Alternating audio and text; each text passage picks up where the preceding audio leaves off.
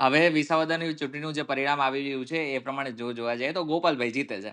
અને લાગતું હતું કારણ કે જે રીતના 3-4 મહિનાથી જે માહોલ જામ્યો હતો એ પ્રમાણે પણ ગોપાલ જીતતા હતા, પરંતુ સૌથી મોટું કારણ શું હતું ગોપાલનું જીતવાનું?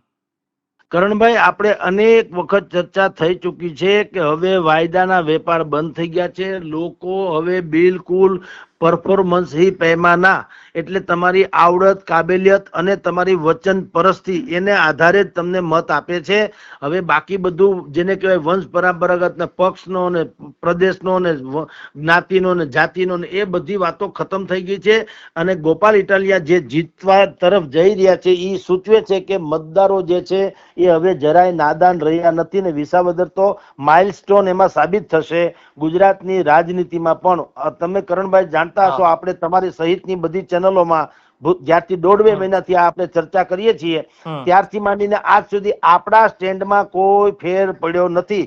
આપણે છાતી ઠોકીને કીધેલું, એટલી છાતી ઠોકીને તો ગોપાલ ઇટાલિયાએ હતું કીધું. આપણે કીધું હતું કે વિસાવદરમાં ગોપાલ ઇટાલિયા જીતે છે અને ભારતીય જનતા પાર્ટી કડીમાં જીતે છે. હવે આમાં બેમાંથી એકેયમાં કોઈ તસુભાર પણ ફેર પડ્યો નથી. મેં આપણે કીધેલું કે જે ભાઈ નીતિનભાઈ રાણપરા વિસાવદરમાં કોંગ્રેસના ઉમેદવાર જે છે એના જેવી જ હાલત આમ આદમી પાર્ટીના ઉમેદવાર ચાવડાની છે ત્યાં કડીમાં. 2 માંથી એકેયને 4 આંકડા 5 આંકડાના મતે મળ્યા નથી, 4 આંકડામાં હજી રમે છે. એટલે એ લોકો મેદાનમાં હતા જ નહીં.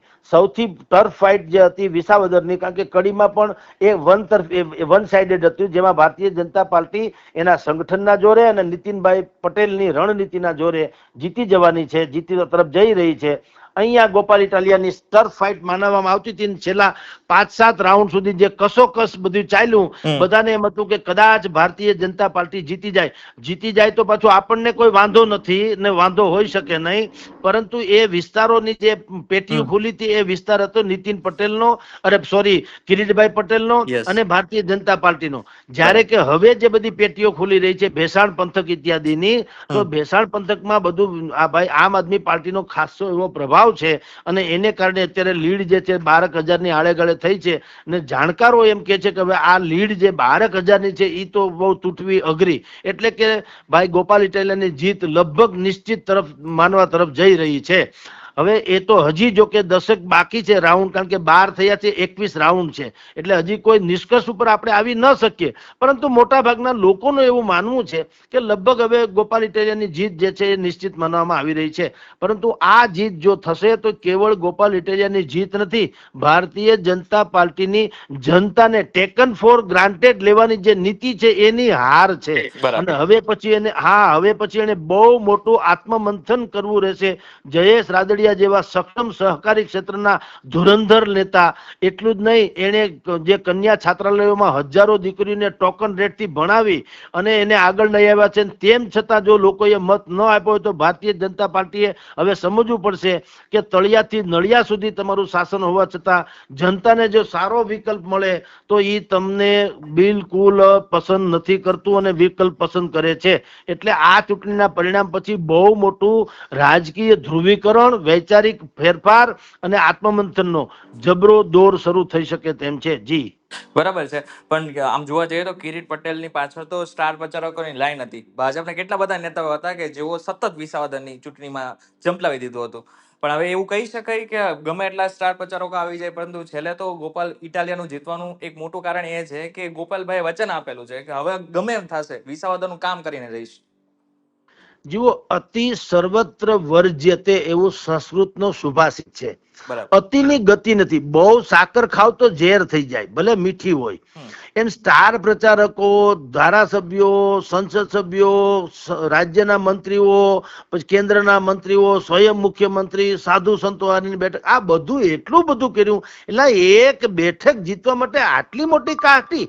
મેં ઘણી વખત એક ઉદાહરણ આપ્યું છે કરણભાઈ, કે 2-2.5 વર્ષનું કોઈ નાનું બાળક એ આપણને મુઠ્ઠીઓ આપણી સામે આમ મુઠ્ઠી પેક કરીને એમ કે અંકલ હું તમને મારીશ, અંકલ હું તમને પાડી દઈશ, તો આપણે કઈ સૈન્ય ન બોલાવીએ, આપણે પોલીસને ન બોલાવાય, ખરાબ લાગે ને. બાળક કોને કે આપણે ઉલટાના એમ કે હા બેટા હા તું તો બહુ તાકાતવાળો હો ભાઈ તું પાડી દઈશ એમ કરીને આપણે મજાક મસ્કરી કરીમાં એના આનંદ ખાતર એમ વિસાવદર જે ઈ બાળક હોવું જોઈએ. ભારતીય જનતા જેને 156 બેઠક 6.5 કરોડની જનતામાંથી જીતી હોય એને વિસાવદર શું હોય, પરંતુ તમારે આટલી મોટી કાહટી કરવી પડી કે અડધી પરધી સરકાર લગભગ એકાદ મહિનો સુધી ત્યાં ખૂંદી વળ્યા અને છતાંય તમારો મેળ ન પડે. તમે વિચાર કરો એન્ટી એસ્ટાબ્લિશમેન્ટ કેવડું મોટું હશે, જનતા તમને કઈ હદે નકારતી હશે એનું તો તમને આમાં આંકલન થઈ જવું જોઈએ કે ભાઈ જો ગોપાલ ઇટાલિયા જેવો આ તો એક વ્યક્તિ છે, માની લો કે આવી વિચારધારા વાળો આખો પક્ષ મળે તો તમારે તો ઘર ભેગું થવાનું છે નક્કી થઈ જાય, સમજી લ્યો.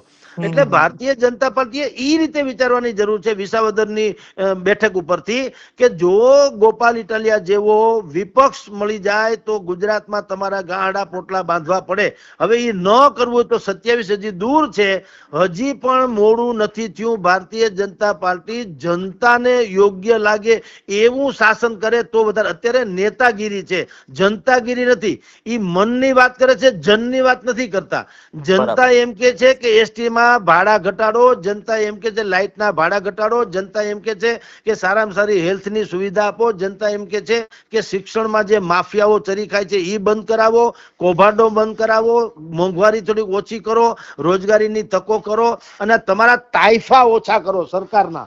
અત્યારે તમે જુઓ એક એક એના ફંક્શન થાય, કરોડ રૂપિયાના ડોમ બની જાય ને એના બધા હાર ને તોરા ને ફૂલ ફટાકા ને કાજુ બદામ કિસમિસ ને પાણીના બેરલ ને બધી બ્રિસ્લેરી ને આ ડીંડક થી લોકો થાકી ગયા છે. એટલે તમે મંત્રી છો, તમે કઈ ઉપકાર કરો છો અમારી ઉપર, અમે તમને મત આપ્યા ત્યારે તમે મંત્રી છે ને તો તમને કાળો કાગડો ઓળખતું નતું, તો તમે ઉપકાર કરો છો અમારી ઉપર. ભેટ મુખ્યમંત્રીની આટલા કરોડ રૂપિયાની ભેટ એટલે તમારા ખીચામાંથી આપી, તમે ભેટ છે નહીં, પૈસા અમારા છે, અમારા એટલે જનતાના. હવે જનતાના પૈસા છે, કરના એટલે કે ટેક્સના પૈસા છે, તમે એમાં સુવિધા આપો એટલા માટે તમને રાખ્યા છે, એમાં તમે ઉપકાર શું કરો છો? એટલે ઈ જે આખી મેન્ટાલિટી જે છે ટ્રસ્ટીશીપ ને બદલે માલિક ભાવની, એનાથી જનતા ત્રાહી મામ પોકારી ચૂકી છે.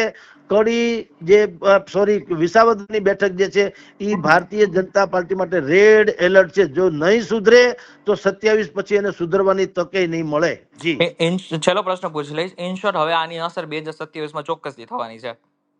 1000% થઈ શકશે. જો અત્યારે જે ટ્રેન્ડ છે એ પ્રમાણે ટ્રેન્ડમાં જીતી જાય તો વાત છે, હારી જાય તો બધું ઉથવું પડે એ કહી દઉં. જો હારી જાય, હજી આ તો 15મા રાઉન્ડ સુધી અત્યારે પહોંચ્યા છે એવું આપણે સાંભળ્યું છે, 15મો રાઉન્ડ થયો છે. હવે એમાં આમ આદમી અત્યારે તો આગળ છે 12,000 મતથી, પણ આને હજી 21 રાઉન્ડ છે. મોટા ભાગે જીતેલા પડ્યા માની લ્યો, પણ કદાચ ઊંધું પડે તો વિપક્ષના નામે 0 થઈ જાય. ભારતીય જનતા પાર્ટી આના ઉપરથી સબક લેશે અને જિંદગીમાં કોઈ માણસ શત્રુ રોગ અને શત્રુ એને ઉગવા જ નહીં દે. પણ જો ન કરે નારાયણ અને આ ભાઈ ગોપાલ ઇટાલિયા જીતી જાય તો ભારતીય જનતા પાર્ટી માટે બિલકુલ સૌથી મોટો પડકાર પેદા થશે. જી બરાબર છે જગદીશભાઈ, તમે જે રીતના એનાલિસિસ કર્યું છે એ પ્રમાણે હવે લોકોને ખબર પડી ગઈ છે કે શા માટે થઈને ગોપાલ ઇટાલિયા લોકોએ મત આપ્યો છે. જગદીશભાઈ, વીટીવી ડિજિટલ સાથે જોડાવા બદલ આપનો ખૂબ ખૂબ આભાર. ધન્યવાદ.